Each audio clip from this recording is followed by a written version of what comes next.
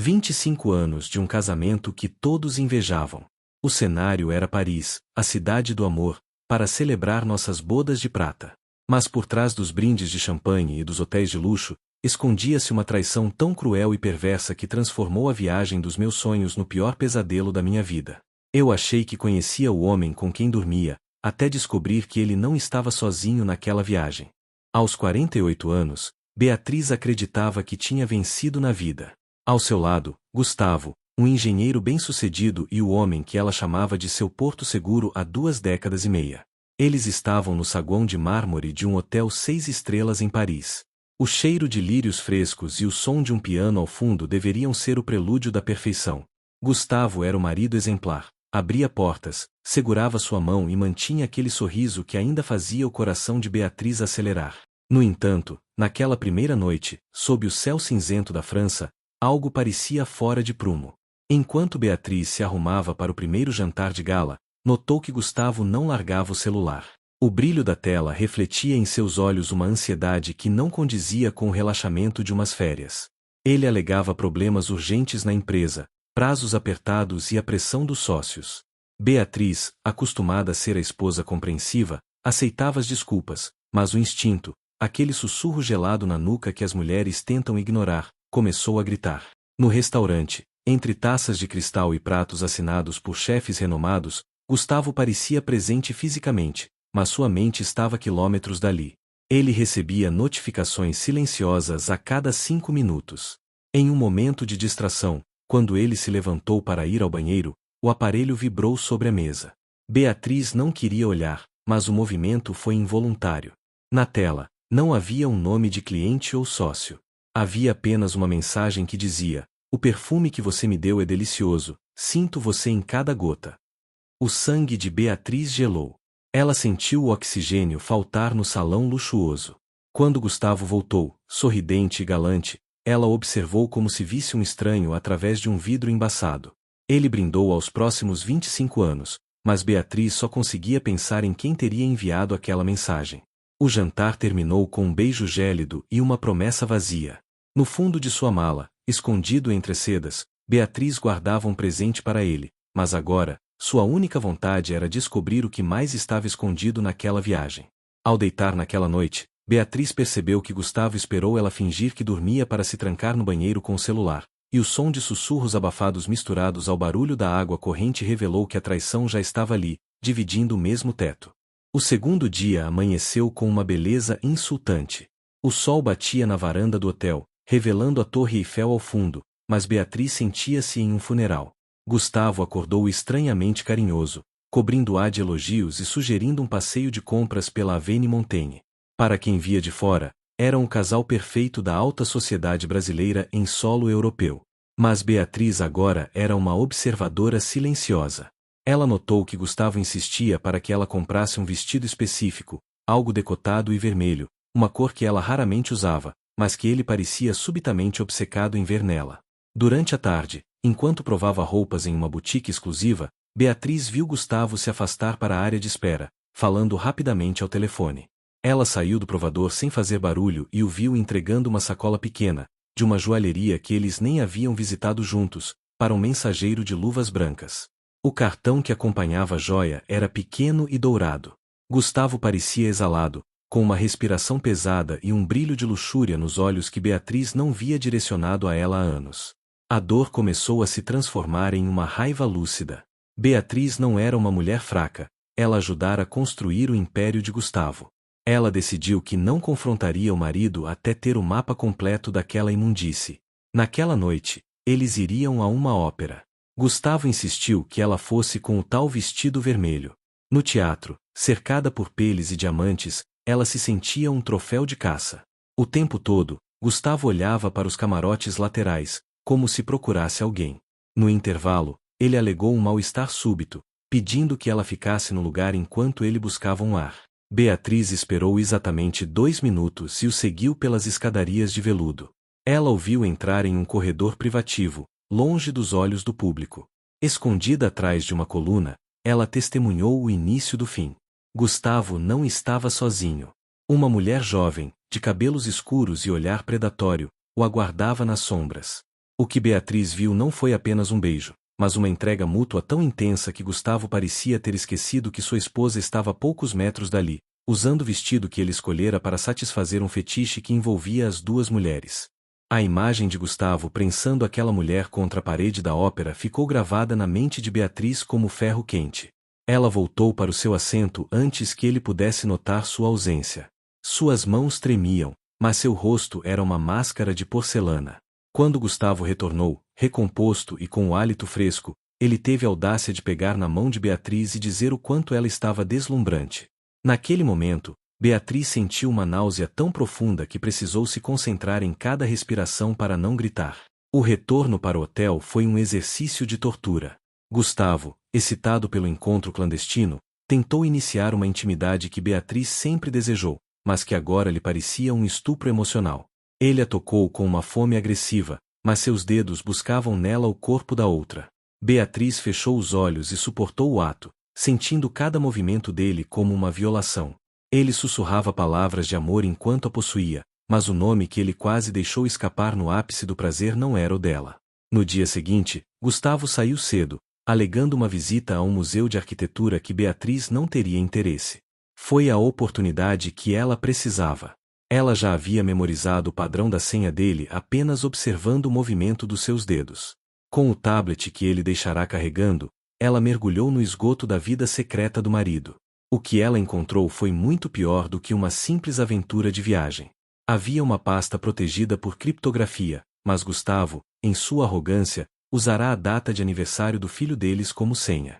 Ali, Beatriz encontrou vídeos. Dezenas de vídeos. Gustavo e a tal mulher, que ela descobriu ser a secretária pessoal de um dos seus maiores clientes, mantinham um relacionamento doentio há mais de 2 anos. Eles planejaram aquela viagem juntos. Ela estava hospedada no hotel vizinho, paga com o cartão corporativo que Beatriz também tinha acesso. As mensagens revelavam que Gustavo sentia prazer em trair Beatriz em sua presença, e que o vestido vermelho fora comprado para que ele pudesse comparar os corpos das duas, em uma competição macabra onde Beatriz era a única que não sabia que estava jogando. Armada com a verdade, Beatriz não se deixou abater.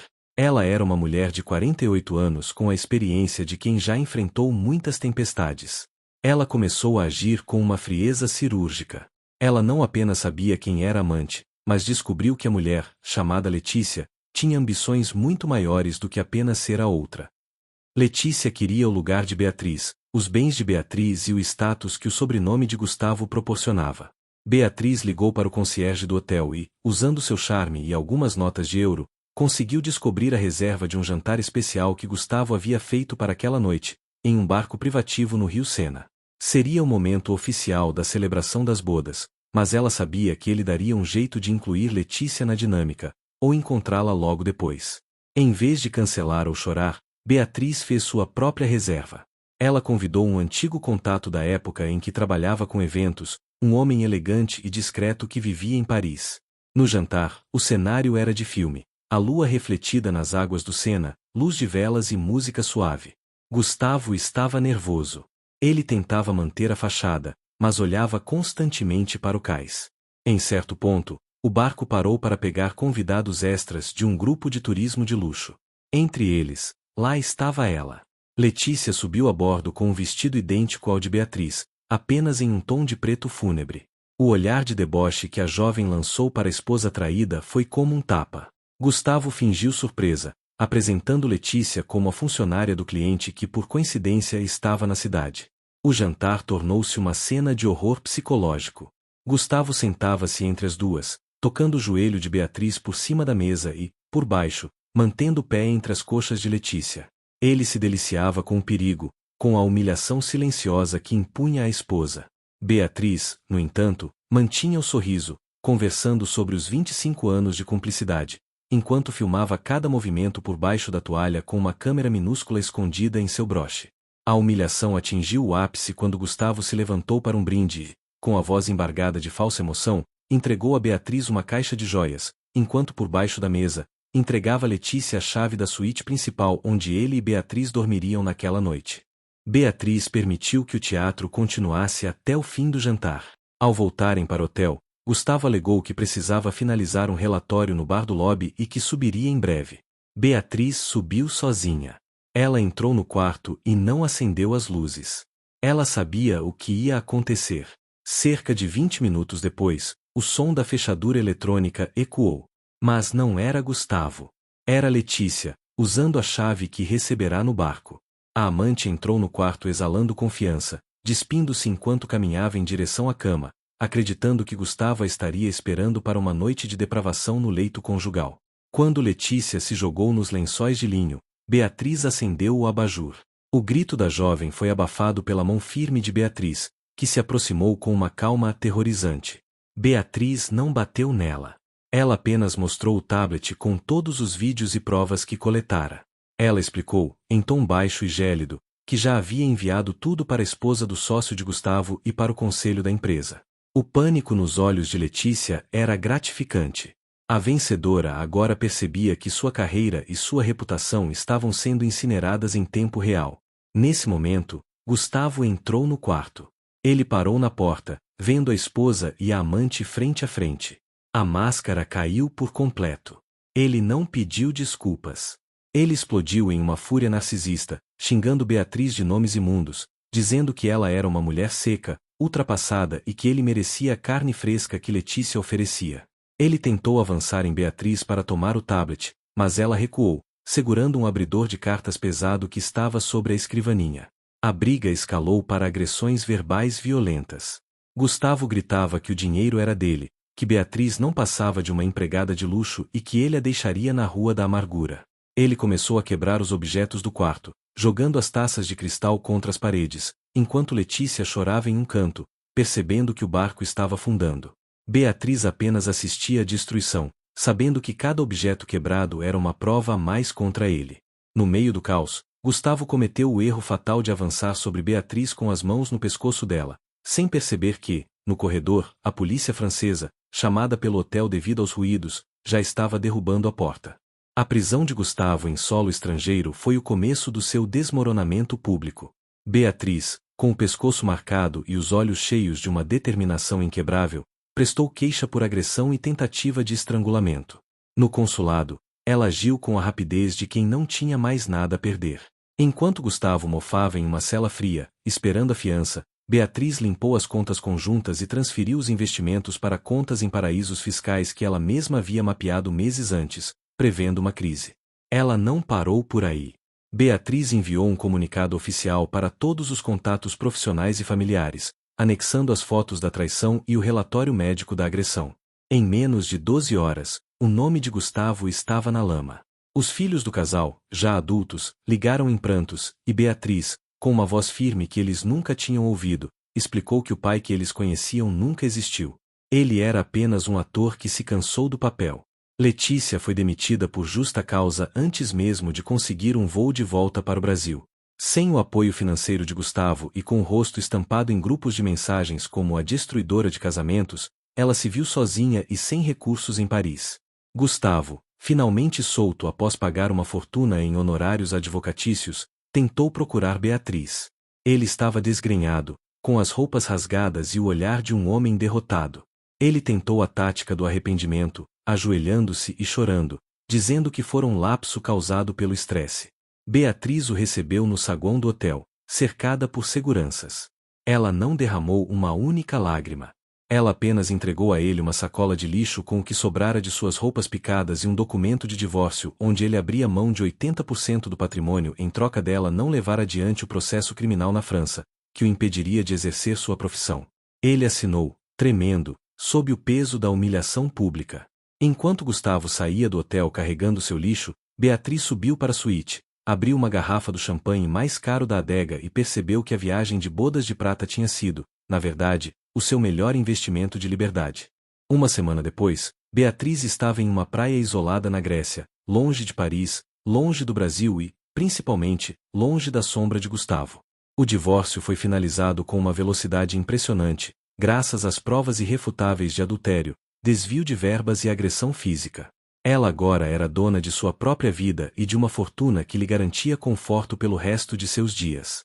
Seus filhos a visitaram, e pela primeira vez em anos, eles tiveram conversas reais, sem a interferência da ditadura de perfeição que Gustavo impunha.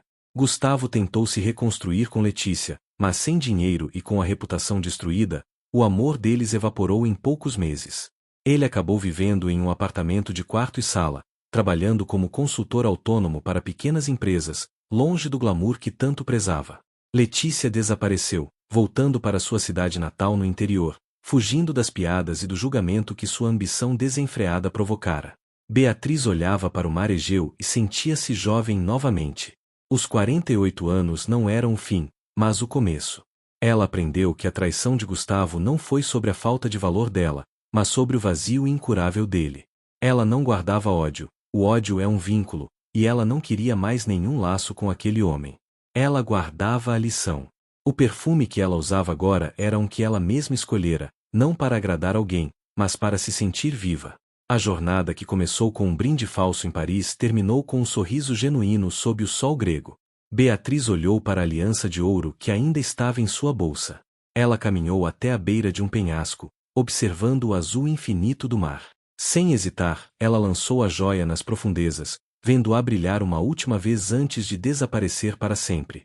Ao caminhar de volta para sua vila, Beatriz recebeu uma mensagem de um número desconhecido, e ao abrir, viu que era uma foto de Gustavo sozinho em um bar barato, provando que o maior castigo para um traidor não é o ódio, mas o esquecimento total de quem ele mais desprezou. E lembre-se, entre segredos a verdade sempre aparece.